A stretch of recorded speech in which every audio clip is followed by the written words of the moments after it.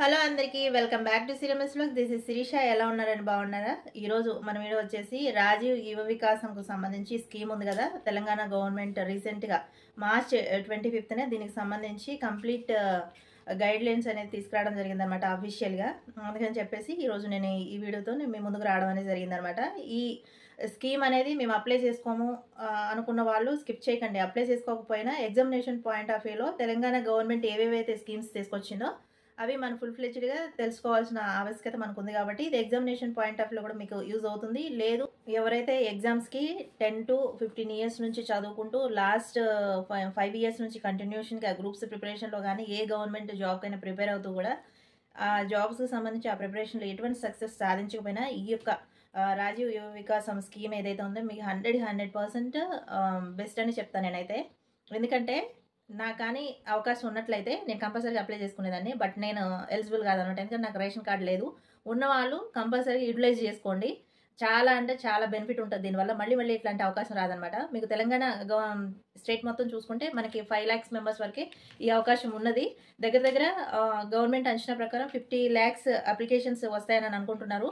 ఆ 50 lakhsలో మీరు కూడా ఉండాలనుకుంటే కంపల్సరీగా మిస్ చేయకుండా ఇప్పటి నుంచే మీరు అప్లై చేసుకోవడానికి ట్రై చేయండి. దాని అప్లికేషన్ ప్రాసెస్ అంతా మీరు ఓన్గా చేసుకోవాలనుకుంటే చేసుకోవచ్చు. బయట ఎక్కడైనా నెట్ సెంటర్లు ఉంటాయి అక్కడ కానీ చేసుకోవచ్చు హ్యాపీగా. బట్ ఏంటంటే మిస్ చేసుకోవద్దు, మళ్ళీ ఇట్లాంటి అవకాశం రాదనమాట. దీనికి సంబంధించి అన్నీ నేను స్లైడ్స్ అనేది చూపిస్తూ మీకు ఎక్స్ప్లెయిన్ చేస్తా కంప్లీట్గా. చెప్పిన డైరెక్ట్గా మాటల ద్వారా ఇట్లా చెప్పినా కానీ మీకు ఫుల్ ఫ్లెడ్జ్డ్గా అర్థం కాకపోవచ్చు. సో దట్ నేను స్లైడ్స్ వేస్తూ మీకు ఎక్స్ప్లెయిన్ చేస్తూ ఉంటాను అనమాట. ఈ స్కీమ్ మళ్ళీ ఈ అవకాశం రాకపోవచ్చు. సో మీరు కంపల్సరీగా అప్లై చేసుకోవడానికి ట్రై చేయండి. ఫస్ట్ ఈ స్కీమ్ రిలీజ్ చేద్దాం అనుకున్నది ఇప్పుడు మార్చ్ 25కి రిలీజ్ చేశారు కదా నిన్న. దీనికి సంబంధించి కంప్లీట్ గైడ్ లైన్స్ అనేది యాక్చువల్గా మార్చ్ 17కే అనుకున్నారు. ఏప్రిల్ 1st వీక్ కల్లా దీన్ని క్లోజ్ చేద్దాం అనుకున్నారు, అంటే లాస్ట్ డేట్ ఇద్దాం అనుకున్నారు. బట్ ఏంటంటే సమ్ రీజన్స్ వల్ల దీన్ని కొంచెం ఎక్స్టెండ్ చేయడం జరిగిందనమాట. దీనికి సంబంధించి కంపల్సరీగా అవకాశం ఉన్న వాళ్ళంతా అప్లై చేసుకోవడానికి ట్రై చేయండి. మేము చదువుకుంటున్నాం కదా మాకు కుదరదు అనుకుంటే మీ ఇంట్లో ఉన్న వాళ్ళకి ఎవరికైనా అవకాశం ఉండొచ్చు, మేబీ అట్లనే చూడండి. కాకపోతే మిస్ చేసుకోవద్దు. మీకు మంచి ఈ స్కీమ్ మొత్తంలో బెస్ట్ స్కీమ్ ఏదని చెప్తా అంటే ఫస్ట్ నేను దానికి సంబంధించి లోన్ ప్రాసెస్ ఎట్లుంటుంది, ఎంత అమౌంట్ అట్లా తీసుకొచ్చి అది అక్కడ మాట్లాడుకుందాం. ఫస్ట్ అయితే దీనికి ఎట్లా అప్లై చేసుకోవాలి, అప్లై చేసుకున్న తర్వాత దీని అప్లికేషన్ ప్రాసెస్ ఎట్లుంటుంది, తర్వాత సబ్సిడీ ఎట్లుంటుంది, అర్హతలు ఏంటి, ఏజ్ లిమిట్ ఏంటి, ఇదన్నీ మనం ముందు చెప్పాను కదా స్లైడ్స్ వేసి అయితే చూద్దాం. స్కిప్ చేయకండి, ఎండింగ్ వరకు చూడండి. నేను ఈ వీడియో ఎండింగ్లో మీరు చూస్తున్న వారిలో ఉమెన్స్ కానీ ఉన్నట్లయితే ఈ జాబ్స్ ప్రిపరేషన్లో కానీ లేకపోతే మీ ఫ్యామిలీ మెంబర్స్ ఎవరైనా ఉమెన్స్ ఉన్నట్లయితే ఈ వీడియో ఎండింగ్లో వాళ్ళకి ఒక నేను సజెషన్ చేయాలనుకుంటున్నా. ఏదైతే ఈ స్కీమ్స్ గురించి అంటే ఏ విధంగా మీరు ఏ లోన్ పెట్టుకోవచ్చు, ఎంత అమౌంట్ తీసుకోవచ్చు, ఏ బిజినెస్ స్టార్ట్ చేయొచ్చు, దాని గురించి నేను కంప్లీట్ గైడెన్స్ ఇవ్వడానికి అయితే నేను ట్రై చేస్తా. మిస్ చేయదు. కంపల్సరీగా లాస్ట్లో చెప్తా నేను ఏ బిజినెస్ చేస్తే బెస్ట్ అని నేను సజెషన్ చేస్తాను అనమాట. నేను కాంటాక్ట్ అవ్వండి. నా మెయిల్ ఐడి కూడా మీరు కనుక నాకు కమెంట్ చేస్తే నేను మెయిల్ ఐడి ఇవ్వడానికి ట్రై చేస్తాను. వారు నన్ను కాంటాక్ట్ అవ్వచ్చు. ఓకేనా? ఇప్పుడైతే వీడియోలోకి వెళ్ళిపోదాం. ఈ రాజీవ్ యువ వికాసం స్కీమ్ ఏదైతే ఉందో గవర్నమెంట్ ఎంతవరకు 100% ఇంప్లిమెంటేషన్ చేస్తుందని అయితే మనకు తెలీదు. బట్ అవకాశం ఉన్నంత వరకు అయితే మనం అప్లై చేసుకోవడానికి అయితే ప్రయత్నిద్దాం. ఈ రాజీవ్ యువ వికాసం స్కీమ్ ఏదైతే ఉందో దీనికి నోడల్ ఏజెన్సీగా పనిచేస్తుంది ఎవరంటే SCDD వాళ్ళనమాట. షెడ్యూల్ క్యాస్ట్ డెవలప్మెంట్ డిపార్ట్మెంట్ వాళ్ళు దీన్ని రిలీజ్ చేయడం అనేది జరిగింది. దీనికి నోడల్ ఏజెన్సీగా పనిచేస్తుంది వీళ్ళే. మార్చ్ 25న దీనికి సంబంధించి ఈ స్కీమ్కి సంబంధించి గైడ్ లైన్స్ని రిలీజ్ చేయడం జరిగిందనమాట. ఈ పథకానికి ఎవరెవరు అర్హులు అంటే SC ST OBC minority EBC EWC వాళ్ళు ఉన్నారు కదా, వాళ్ళు అర్హులు అనమాట. మైనార్టీలు అంటే అందరూ, స్పెసిఫిక్గా వీళ్ళే మైనార్టీస్ అని వాళ్ళు ఎక్కడ మెన్షన్ చేయలేదన్నమాట. SC లబ్ధిదారులకు సంబంధించి SC కార్పొరేషన్ వాళ్ళు ఈ స్కీమ్ని ఇంప్లిమెంట్ చేయడం జరుగుతుంది. అలానే BC ST వాళ్ళు కూడా వాళ్ళకి సంబంధించిన ఆయా కమ్యూనిటీ యొక్క కార్పొరేషన్ వాళ్ళు ఎవరైతే ఉన్నారో వాళ్ళు ఈ స్కీమ్ని ఇంప్లిమెంట్ చేస్తారనమాట వాళ్ళ కమ్యూనిటీని బట్టి. ఈ స్కీమ్ యొక్క ముఖ్య ఉద్దేశం ఏంటంటే ఉపాధి అవకాశాన్ని కల్పించడం కోసం, తర్వాత స్వయం ఉపాధి, ఆర్థిక స్వావలంబన. ఈ పథకం యొక్క వివరాలు, సబ్సిడీ ఎలా ఉంటుంది అనేది మనం ఒక యూనిట్ కాస్ట్ ఎలా ఉంటుంది అనేది చూద్దాం. యూనిట్ కాస్ట్ అంటే సపోజ్ మీరు ఒక బిజినెస్ అనేది స్టార్ట్ చేద్దాం అనుకుంటున్నారు, ఏదన్నా ఒక బిజినెస్, దానికి సంబంధించి దానికి అయ్యే ఖర్చుని దాన్ని యూనిట్ కాస్ట్ అంటారనమాట. దానికి సంబంధించి స్లైడ్ అనేది చూద్దాం ఇప్పుడు మనం. ఇప్పుడు యూనిట్ కాస్ట్ అంటే మనం ఏదైతే బిజినెస్ చేయాలనుకుంటున్నామో దానికి అయ్యే ఖర్చుని మనం యూనిట్ కాస్ట్ అంటారని చెప్పాను కదా. సపోజ్ మీరు ఇక్కడ స్లైడ్లో మీరు చూసుకున్నట్లయితే 50,000 లోపు మీరు అప్లై చేసుకున్నారనుకోండి, రాజీవ్ యువ వికాసంలో మీరు అప్లై చేసుకుంటే మీకు సబ్సిడీ అనేది 100% ఉంటుంది. దీనికి బ్యాంక్ లోన్ మనం తీసుకోవాల్సిన అవసరం లేదు. 100% సబ్సిడీ గవర్నమెంట్ మనకు మనీ ఇచ్చిన తర్వాత మనం దాన్ని తిరిగి రిటర్న్ కట్టాల్సిన అవసరం లేదనమాట. మనం ఎట్లాంటి బ్యాంక్ లోన్స్ కూడా పే చేయని అవసరం లేదు. మనకి ఇంకా కంప్లీట్గా మంచి అవకాశం అనమాట ఇది.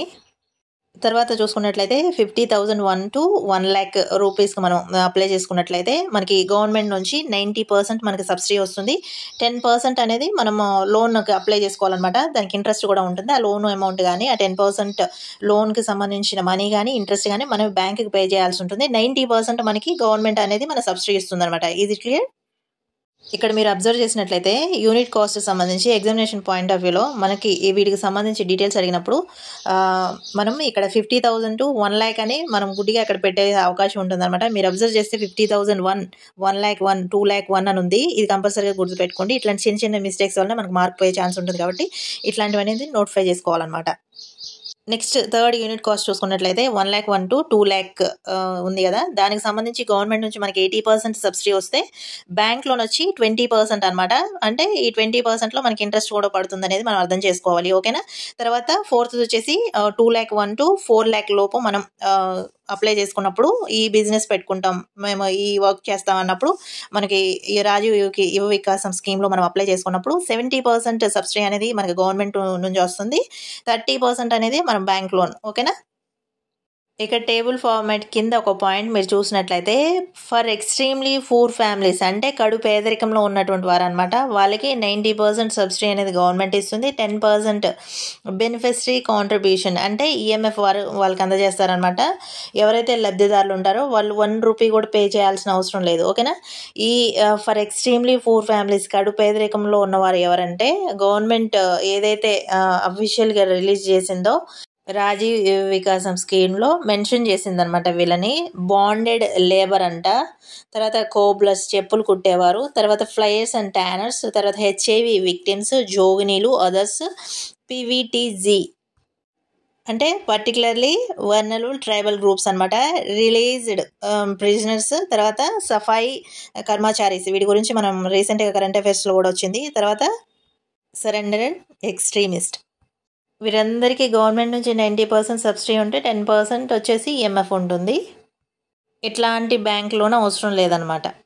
తర్వాత ప్రాంతాన్ని బట్టి ఏరియాని బట్టి ఎవరు అర్హులో మనం చూసుకున్నట్లయితే రూరల్ ఏరియాస్లో అయితే 1,50,000 లోపు పర్ యానం ఇన్కమ్ ఉన్నట్లయితే వాళ్ళ అర్హులు అనమాట. తర్వాత అర్బన్ ఏరియాస్ కనుక చూసుకున్నట్లయితే 2 లక్షల లోపు అనమాట పర్ యానం ఇన్కమ్ ఉన్న వాళ్ళు దీనికి అర్హులు అనమాట. ఇంకా క్లియర్గా చెప్పాలంటే విలేజ్లో ఉండే వాళ్ళకి, గ్రామ ప్రాంతాల్లో ఉంటారు కదా, వాళ్ళకైతే సంవత్సరానికి వచ్చేసి ఇన్కమ్ వచ్చేసి అది ఆదాయం ఉంటుంది కదా 1.5 లక్ష దాటకూడదు అనమాట. పట్టణ ప్రాంతాల్లో ఉన్న వాళ్ళకైతే సంవత్సరానికి వచ్చే ఆదాయం 2 లక్షలు దాటకూడదు. అటువంటి వాళ్ళకి అర్హత ఉంటుందని చెప్పి మనకి ఇక్కడ మెన్షన్ చేయడం జరిగిందనమాట. మనం అబ్జర్వ్ చేయాల్సిన విషయం ఏంటంటే ప్రభుత్వం ఎక్కడా కూడా విద్యార్హత అనేది పేర్కొనలేదనమాట. అందుకని చెప్పి దీనికి ఎవరైనా ఎలిజిబుల్ అని మీరు ఒక విషయాన్ని ఇక్కడైతే గ్రహించవచ్చు. ఈ రాజీవ్ యువ వికాసంలో ఎక్కడా కూడా విద్యార్హత అనేది పేర్కొనలేదు.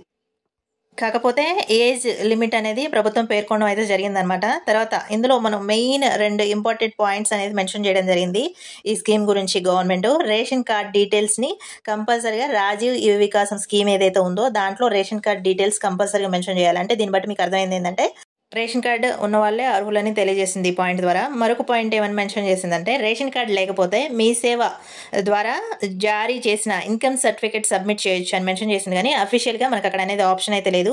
ఇప్పుడు ప్రజెంట్ అప్లై చేసుకుంటే రేషన్ కార్డు నెంబర్ అనేది కంపల్సరీగా అక్కడ అప్లికేషన్ ప్రాసెస్లో అడుగుతుంది అనమాట, లేకపోతే తీసుకోవట్లేదు. ఇక్కడైతే మనకి వాళ్ళు గైడ్ లైన్స్ ఏదైతే రిలీజ్ చేశారో ఆ గైడ్ లైన్స్లో ఏమని పేర్కొన్నారంటే రేషన్ కార్డు లేకపోతే వాళ్ళకి మీ సేవల నుంచి జారీ చేసిన ఇన్కమ్ సర్టిఫికేట్ పెట్టుకోవచ్చు అని అన్నారు. కానీ బట్ అప్లికేషన్ ప్రాసెస్లో మాత్రం అట్లా చూపించట్లేదు. ఈ scheme guide lines age limit మనం చూసుకున్నట్లయితే వ్యవసాయ స్కీమ్స్ కనుక మనం అప్లై చేస్తే జూలై 1 నాటికి వాళ్ళ యొక్క ఏజ్ అనేది 21 to 55 ఇయర్స్ ఏళ్ళ మధ్యలో ఉండాలన్నమాట. లేదు ఒకవేళ మేము అగ్రికల్చర్కి సంబంధించి స్కీమ్కి అప్లై చేసుకుంటామంటే 21 నుంచి 60 ఏళ్ళ మధ్యలో వాళ్ళ వయసు అనేది ఉండాలన్నమాట. ఈ స్లైడ్లోనే కింద ఒక పాయింట్ ఉంది, మీరు అబ్జర్వ్ చేసినట్లయితే 1 మెంబర్ ఫర్ ఫ్యామిలీ అన్నారు కదా. ఒక రేషన్ కార్డుకి ఒకళ్ళే అర్హులు అనమాట. మీ ఫ్యామిలీలో ఎవరైనా సరే ఒకళ్ళు మాత్రమే ఈ స్కీమ్కి అప్లై చేసుకునే అవకాశం ఉంది. దీన్ని బేస్ చేసుకొని ఎవరికి అవసరం లేదు, దాన్ని బట్టి మీరు అప్లై చేసుకుంటే మీకు మీ ఫ్యామిలీకి బాగుంటుంది. తర్వాత వచ్చేసి కావాల్సినటువంటి డాక్యుమెంట్స్, ఈ స్కీమ్కి అప్లై చేసుకునే వాళ్ళకి ఏమేమి డాక్యుమెంట్స్ కావాలో చూద్దాం. ఆధార్ కార్డు కావాలి ఫస్ట్ అయితే. తర్వాత వచ్చేసి రేషన్ కార్డు. ఈ రేషన్ కార్డు లేకపోతే ఇన్కమ్ సర్టిఫికెట్ అని ఇక్కడ గైడ్లైన్స్లో మెన్షన్ చేశారు, కానీ అక్కడ అప్లికేషన్ ప్రాసెస్లో అయితే ఇంకా అయితే మనకి ఈ ఆప్షన్ అనేది చూపించట్లేదు. రేషన్ కార్డు ఆ నెంబర్ మెన్షన్ చేస్తేనే అప్లికేషన్ ప్రాసెస్ అనేది ముందుకెళ్తుంది. ఇది ఒకటి దృష్టిలో ఉంచుకోండి. తర్వాత క్యాస్ట్ సర్టిఫికెట్. ఈ క్యాస్ట్ సర్టిఫికెట్ కూడా మనకి ఉమ్మడి రాష్ట్రం ఉన్నప్పుడు తీసుకున్న సర్టిఫికెట్ కాకుండా ఎప్పుడైతే ప్రత్యేక తెలంగాణ ఏర్పాటైందో అప్పుడు జారీ చేసినటువంటి మనకి క్యాస్ట్ సర్టిఫికెట్ అనేది కావాలి. ట్రాన్స్పోర్ట్కి సంబంధించిన ఏదైనా స్కీమ్కి మీరు అప్లై చేసుకోవాలనుకుంటే తప్పనిసరిగా మీ డ్రైవింగ్ లైసెన్స్ అనేది కంపల్సరీగా కావాలి. తర్వాత అగ్రికల్చర్ స్కీమ్స్ ఏవైతే ఉన్నాయో వాటికి అప్లై చేసుకోవాలనుకుంటే పట్టాదార్ పాస్బుక్ కంపల్సరీగా కావాలి. తర్వాత వచ్చేసి దివ్యాంగులకు సంబంధించిన సదరం సర్టిఫికెట్, పీడబ్ల్యూడి వాళ్ళకి కంపల్సరీగా సదరం సర్టిఫికెట్ అనేది వాళ్ళు అడుగుతున్నారు అనమాట. తర్వాత పాస్పోర్ట్ సైజ్ ఫోటోగ్రాఫ్ ఒకటి. ఈ డాక్యుమెంట్స్లో ఇంకో ఇంపార్టెంట్ పాయింట్ అనేది ఒకటి మిస్ అయిందనమాట. అదేంటంటే వల్నరబుల్ గ్రూప్లో ఉంటే వల్నరబుల్ సర్టిఫికెట్ అనేది కావాలన్నమాట. మండల్ లెవెల్ కమిటీ ఇచ్చినటువంటి సర్టిఫికెట్ అయితే ఉండాలి. మరొకసారి అయితే చెప్తున్నానండి, ఒక రేషన్ కార్డుకి ఒక్కరే ఎలిజిబుల్ అవుతారు. ఈ 5 సంవత్సరాల పీరియడ్కి సంబంధించి మళ్ళీ వేరొకళ్ళు కుటుంబ సభ్యులు అప్లై చేసుకోవడానికి అవకాశం అయితే లేదు. 5 సంవత్సరాల పీరియడ్కి ఒక్కళ్ళే అర్హులు ఒక రేషన్ కార్డు మీద. ఇన్ని కండిషన్స్ రిక్వైర్మెంట్స్ అడిగిన తర్వాత కూడా మళ్ళీ ఇంక ఎక్స్ట్రా ఒక కండిషన్ అనేది ఉందన్నమాట. ఈ స్కీమ్స్కి ఎవరు అర్హులు అనేది ఇక్కడ చూద్దాం మనం. ఫస్ట్ టైం లోన్ తీసుకున్న వారికి ప్రిఫరెన్స్ ఎక్కువ ఉంటుంది అనమాట. అంటే ఫస్ట్ టైం లోన్ తీసుకోవడం అంటే మేము ఇప్పుడే కదా ఈ స్కీమ్కి అప్లై చేసుకుంటున్నాం అని అయితే మీరు అనుకోవచ్చు. బట్ ఏంటంటే గతంలో మీరు ఎట్లాంటి లోన్స్ తీసుకొని ఉండకూడదు. ఇన్ కేస్ హౌసింగ్ లోన్స్ కానీ, కార్ లోన్స్ కానీ, ఇంకా ఎక్స్ట్రా ఇంకా ఏమైనా అయి ఉండొచ్చు. ఏ లోన్స్ తీసుకొని వారికి ఇప్పుడు ఫస్ట్ ప్రయారిటీ ఇస్తారనమాట. గతంలో లోన్స్ తీసుకున్నటువంటి వారికి ఇప్పుడు ఫస్ట్ ప్రయారిటీ అనేది ఉండదు. ఉమెన్స్కి ఎక్కువ అవకాశం ఉంటుంది. ఎందుకనంటే 100లో 25% ఉమెన్స్కి ఇస్తున్నారనమాట. అది కూడా సింగిల్ ఉమెన్ ఎవరైతే ఉంటున్నారో వాళ్ళకి, విడోస్కి ప్రయారిటీ అయితే ఇస్తున్నారు. మళ్ళీ ఇంకొక పాయింట్ ఏంటంటే పర్సన్స్ విత్ డిజబిలిటీస్ 5% రిజర్వేషన్. అందులో 5% వరకు ఎవరైతే పీడబ్ల్యూడిఎస్ వాళ్ళు ఉంటారో వాళ్ళకి 5% అయితే రిజర్వేషన్ అయితే కల్పిస్తున్నారు అనమాట. వాళ్ళకి కూడా ప్రయారిటీ అనేది ఇస్తారు. తర్వాత ఇంకొక పాయింట్ వచ్చేసి తెలంగాణ ఉద్యమంలో పాల్గొని ఎవరైతే అమరులయ్యారో వాళ్ళ ఫ్యామిలీస్కి ప్రయారిటీ అయితే ఇస్తున్నారు. తర్వాత ఎస్సీ సబ్ క్లాసిఫికేషన్ ఏదైతే ఉందో దానికి సంబంధించి ఉద్యమ పోరాటంలో కూడా చనిపోయిన వారు ఉంటారు కదా, వాళ్ళ ఫ్యామిలీస్కి అయితే ప్రయారిటీ ఇస్తున్నారనమాట. ఈ పాయింట్ అయితే నోట్ చేసుకోండి. ఈ స్కీమ్కి సంబంధించి ఫుల్ డీటెయిల్స్ మీకు అర్థమయ్యాయని నేను అనుకుంటున్నా. నెక్స్ట్ వచ్చేసి అప్లికేషన్ విధానం. అంటే నేను ఈ వీడియోలోనే అప్లికేషన్ విధానం అనేది చూపించట్లేదు, బికాజ్ నా దగ్గర సిస్టమ్ అనేది లేదు. నేను ఇప్పుడు మొబైల్లోనే ఎడిట్ చేసి మీకు పెడుతున్నాను కాబట్టి ఒక ఐడియా కోసం అసలు ఏ సైట్లో ఈ అప్లికేషన్ ప్రాసెస్ అనేది చేసుకోవాలనేది మీకు నేను అది చెప్దాం అనుకుంటున్నా. ఫస్ట్ స్టెప్ వచ్చేసి TSOBMMS అని చెప్పి మీరు గూగుల్లో టైప్ చేసినట్లయితే మీకు ఒక సైట్ అనేది వస్తుంది. దాన్ని ఓపెన్ చేస్తే రాజీవ్ యువ వికాసం అనే విండో అనేది ఓపెన్ అవుతుంది. స్కీమ్కి సంబంధించిన సైట్ ఓపెన్ అయిన తర్వాత మనకి ఏ కమ్యూనిటీ అయితే ఉందో అన్ని కమ్యూనిటీలకు సంబంధించి విండోస్ అనేది ఉంటాయి. మీరు ఏది కమ్యూనిటీ అయితే ఆ కమ్యూనిటీకి సంబంధించిన విండో ఓపెన్ చేసినట్లయితే మీరు డైరెక్ట్గా అప్లికేషన్ ప్రాసెస్లోకి వెళ్ళిపోతారు. ఇదండి వీడియో మీకు నచ్చిందని అనుకుంటున్నాను. తర్వాత మహిళలకు సంబంధించి ఏ స్కీమ్ బాగుంటుందంటే అండర్ 50,000 స్కీమ్ ఉంటుంది కదా, అది బాగుంటుంది. ఎందుకంటే మీరు రిటర్న్ పే చేయాల్సిన అవసరం లేదు. మిగిలిన వాటికి కూడా సబ్సిడీ బాగుంది, బట్ లోన్ ప్రాసెస్ అనేది వాటికి ఉంటుంది. దీన్ని చూసుకున్నట్టయితే మీకు లోన్ ప్రాసెస్ అనేది ఉండదు. అసలు ఏ బిజినెస్ చేస్తే బాగుంటుంది అనేది మీకు కావాలి, దానికి సంబంధించిన ఫుల్ డీటెయిల్స్ కావాలనుకుంటే మీ ఇంట్లో కానీ మహిళలు ఎవరైనా ఉన్నట్లయితే నా కమెంట్ సెక్షన్లో మెన్షన్ చేయండి. నేను మెయిల్ ఐడి ఇస్తే దాని ద్వారా నేను మీతో మాట్లాడడం జరుగుతుంది. ఈ వీడియో కనుక మీకు నచ్చినట్లయితే ఒక లైక్ అయితే చేయండి. మీరు లైక్ చేయడం వల్ల వీడియో అనేది ఫార్వర్డ్ అవుతుంది అనమాట. థ్యాంక్ యూ ఫర్ వాచింగ్ అండి. మరొక మంచి వీడియోతో మేము ముందుకు వస్తాం. అంతవరకు బాయ్.